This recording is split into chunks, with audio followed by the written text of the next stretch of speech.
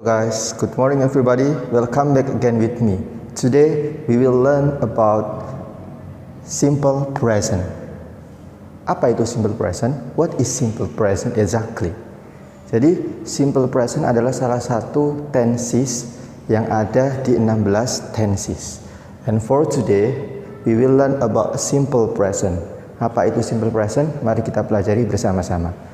Jadi simple present itu mempunyai dua fungsi. The first function that is general truth.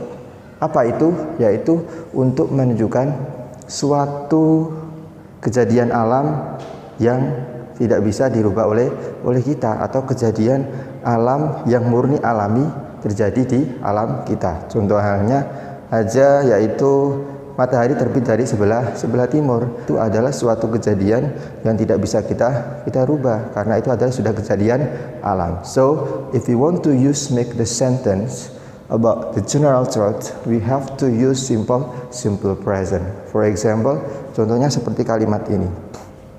The sun rises from the east. Jadi matahari itu terbit dari sebelah timur.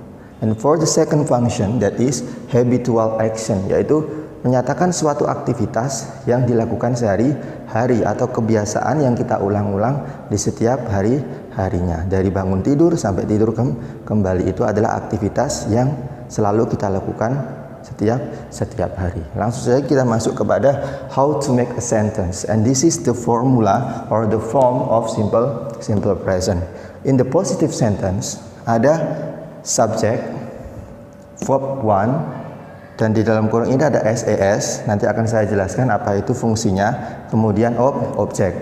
Dalam membuat kalimat negatif ada subject, kemudian do not or does not, kemudian ditambah verb 1, kemudian object.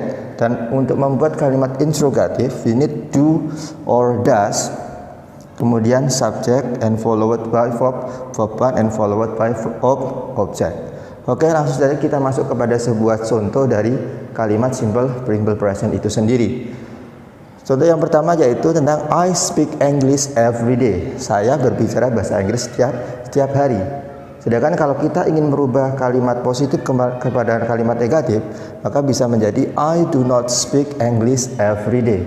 Kemudian ketika kita rubah menjadi kalimat interrogatif, maka akan menjadi do I speak English every day. Jadi to be yang sebenarnya di sini ketika kita membuat kalimat interrogatif, maka to be itu berbalik di depan. And you have to remember when you want to make some sentences about simple present, you have to use do. Do ini untuk subjek apa saja sih? Do ini untuk subjek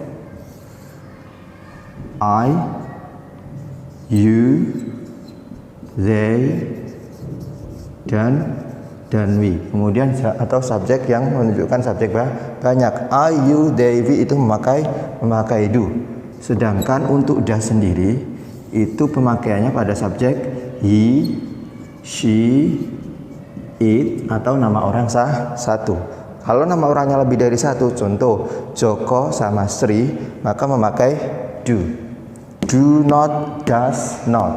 Jika kita ingin mengikat do not sama does not, do not itu menjadi don't, kalau does not menjadi doesn't. Ingat, bukan does, atau bacanya bukan does melainkan doesn't. Coba don't, doesn't. Loh, Mr. Ari, lah bagaimana cara ini? Kenapa ini kok ada s atau es? Lah, verb 1 dalam kurung s atau es ini untuk menunjukkan kepada subjek he, she, it saja. Jadi nanti if you want to make a positive sentence and the subject is he, she, it or the one person, so you have to use s or es in the verb. Jadi nanti kalau subjeknya itu he, she, it atau nama orang satu, maka kita harus menambahkan s atau es di kata kerjanya. Tapi ada aturan sendiri. Apa sih yang mendapatkan s? Dan akhiran apa sih yang mendapat es? Jadi kita bahas terlebih dahulu yaitu yang mendapat imbuhan es di belakangnya. yaitu suatu kalimat atau suatu kata yang berakhiran ss, sh, ch, x sama o. Kemudian ada huruf konsonan, kemudian belakangnya y, maka dia ditambahi es. Contohnya seperti study. Kita lihat di sini study belakangnya adalah y dan sebelum y ada huruf konsonan, maka kata tersebut y-nya diganti i dan ditambahi es. Sedangkan apabila kalian menjumpai suatu kata dan di akhir kata itu adalah y dan sebelum y itu adalah huruf vokal, maka tidak ditambahi es, melainkan ditambahi s saja. Contohnya seperti stay menjadi stays. Understand? Nah, kita kembali kepada contoh itu tadi. Kalau ini adalah I speak English every day, kalau kita rubah ini menjadi he, maka speak-nya harus ditambahi s. Speaks. Nggak ditambahi es, karena yang ditambahi es hanyalah yang berakhiran ss, sh, ch, o sama x sama o kemudian y. Selain itu maka ditambahi s.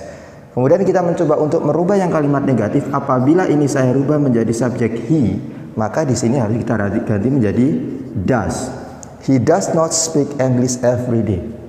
Dan perlu diingat, kalau seandainya di kalimat negatif, maka di sini kan sudah ada does. Maka di sini tidak perlu lagi ditambahi s karena sudah ada does. Only in the positive sentence we use s. Jadi hanya di kalimat positif saja kita menambahi s atau es apabila subjeknya he, she, it. Namun apabila sudah kembali ke negatif sama interrogatif, maka tidak usah ditambahi s atau es karena sudah ada does-nya. Oke. Kemudian kita mencoba untuk merubah di kalimat interrogatifnya. Kalau kita mencoba untuk kalimat interrogatif di subjek he, maka kita juga harus merubah. Does he speak English every day? Nah, seperti itu. Jadi coba kita ulangi kembali bahwasanya simple present itu digunakan untuk menyatakan suatu kejadiannya nyata atau fenomena alam yang tidak bisa dirubah oleh manusia seperti matahari, terjadinya gerhana bulan dan lain sebagainya. Maka jika kita ingin membuat suatu kalimat tentang fenomena alam atau suatu alam yang tidak bisa kita rubah, maka kita bisa menggunakan simple present. Dan untuk fungsi yang kedua yaitu untuk menyatakan suatu aktivitas yang dilakukan setiap hari atau suatu habitual action yang selalu kita ulang-ulang. Perlu diingat ya, to be-nya adalah do dan does. Do untuk subjek I, you, they, we, dan does untuk subjek he, she, it atau nama orang satu. Jika nama orangnya dua, maka kita memakai do. Do not apabila kita singkat maka menjadi don't. Does not apabila kita singkat menjadi doesn't, bukan doesn't, oke? Doesn't. Oke, understand? Mungkin itu saja yang bisa kita pelajari pada kali hari ini. Kita akan bertemu lagi di materi selanjutnya. Oke, see you, bye-bye.